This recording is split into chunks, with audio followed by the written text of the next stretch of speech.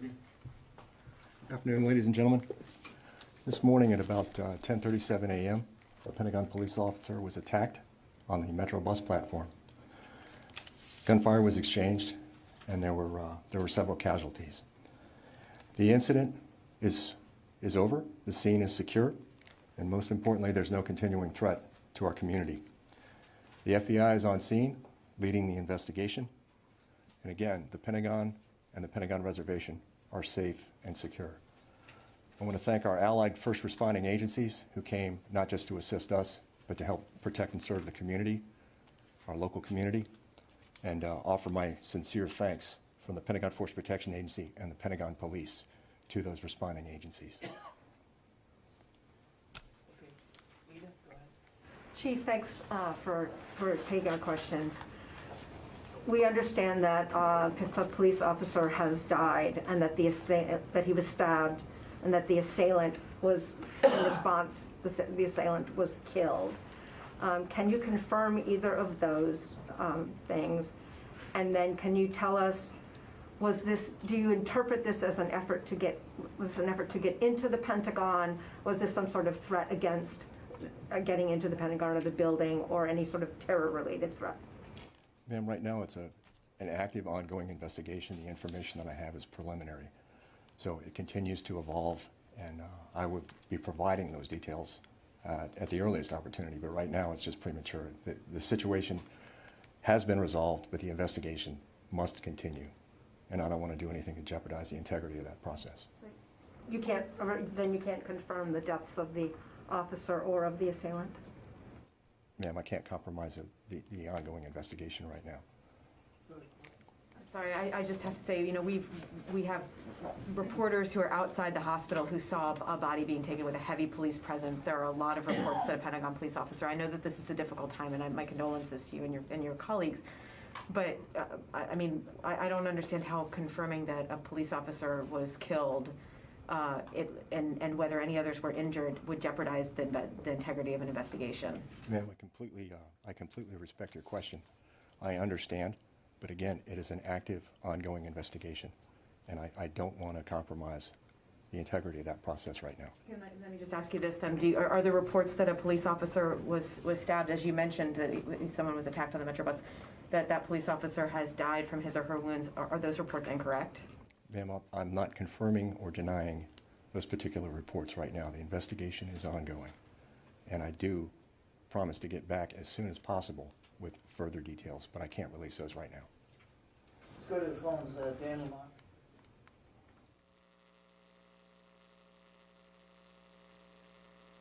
Dan, can you hear me? Sure, yes, good afternoon. We've been waiting for hours at this point for clarification on a number of things. Is there anything else you can add? And at this point, where is the suspect? Do you have any sense for where he has gone? Thank you. So at this time, I do respect that. As I said, this is an ongoing investigation. It is still very active, and I will provide further details at the earliest opportunity. But right now, I can't get into those details. Can you talk about the nature of the attack? We've been hearing shooting and we've heard stabbing. Can you talk all about that? Yeah, ma'am, those details are still being worked. The information that we have is preliminary, and I don't want to acknowledge or deny anything that could be erroneous. There were a number of things, and that's why the investigation continues. I want our investigators out there on scene working in conjunction with the Federal Bureau of Investigation to work through those answers and be able to provide those details at the earliest opportunity. You said several were injured, though, so there were other people besides the officer who was attacked. That's correct? There were several injuries that resulted from the incident. Let's go to NBC4, Joey Carey.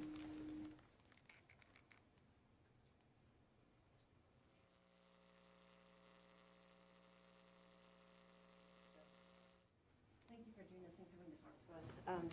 Can you tell us whether the officer was the intended target in this attack, or did the officer intervene and resulted in injuries?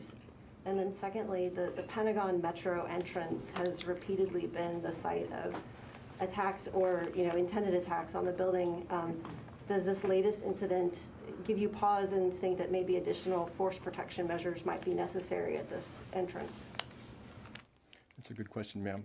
Again, I have no further information with regard to motivation or the series of events that occurred. Those are being put together as we speak. The Pentagon Metro Station is probably one of the busiest in the transportation system. It is a hub for commuters as well as building occupants. There are a number of measures that we have in place out there. Every time an incident occurs, whether it's here or anywhere else across the nation or in the world, we do after actions on those, we examine them, we look for things that we can do to improve. But right now, again, it's still pending. We will certainly, as this investigation concludes, take another look at any measures. Our mission is to protect not just the building, but the community that we serve that transits through that station. So you think it's possible that there'll be additional security measures and make it more difficult for anything like this to happen at that station? And we would review the results of the investigation, and we would give that due consideration. I wouldn't say right now whether they were adequate or insufficient. We're going to take a hard look at them, every incident, whether it's here or anywhere else in the nation.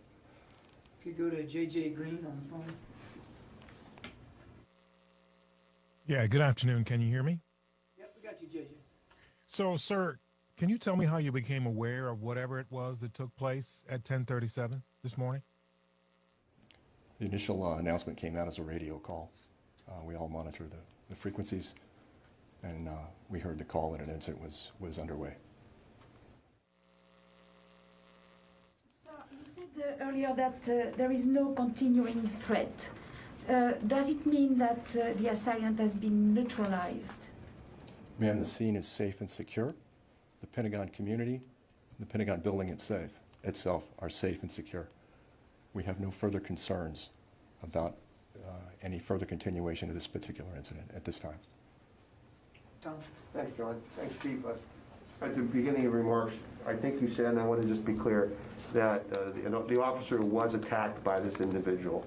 I'm not trying to put words in your mouth, but it seems like the officer was not involved with the individual in other words, he was just attacked randomly or deliberately, but in other words, the incident started with the officer being attacked. I don't have the entire chronology of if they came into contact prior to. Again, those are the details that we're trying to piece together right now, doing the forensics on what happened at what time and putting together a factual accounting for how that occurred. The escalation began then when this individual attacked the officer. That's the first indication that we had when the attack was started. Thank you. Sir.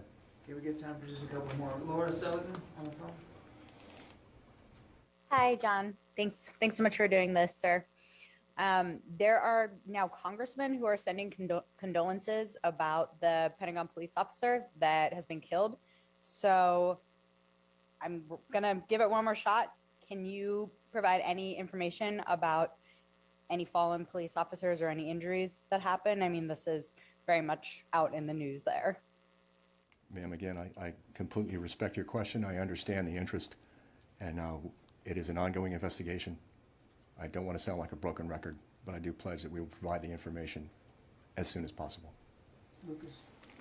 Chief Lucas Tomlinson, Fox News. Are you looking for one suspect or are there multiple suspects?